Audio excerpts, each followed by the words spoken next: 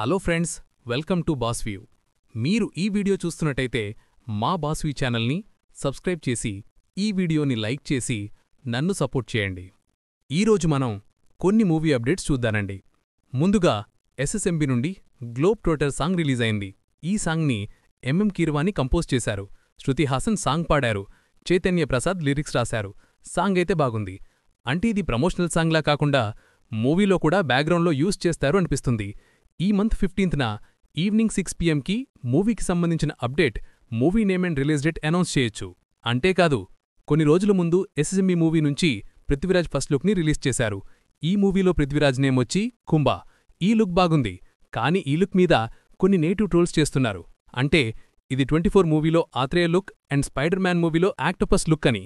ఇది ఏవైనా మూవీ నుండి ప్రమోషన్ స్టార్ట్ అయింది. బోయపాటి డైరెక్షన్లో బాలకృష్ణ యాక్ట్ చేసిన అఖండ 2 నుంచి ప్రమో సాంగ్ రిలీజ్ చేశారు. ఈ సాంగ్ చూస్తుంటే అఖండ మూవీ సాంగ్లానే అనిపించింది. మ్యూజిక్ ఇచ్చింది తమన్ కాబట్టి ఎక్స్పెక్టేషన్స్ ఉంటాయి, డిసప్పాయింట్ చేయరని అనిపిస్తుంది.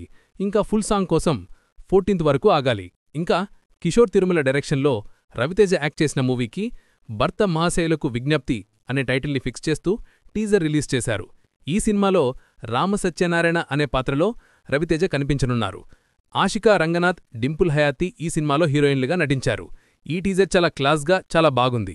ఈ మూవీ సంక్రాంతికి ప్లాన్ చేస్తున్నారు. మరి చూడాలి ఈ మూవీ సంక్రాంతికి వస్తుందా లేదా అని. ఇంకా బుచ్చిబాబు డైరెక్షన్లో రామ్ చరణ్ నటించిన పెద్ది నుండి ప్రమోషన్ స్టార్ట్ అయింది. చికిరి అంటూ సాంగ్ రిలీజ్ చేశారు.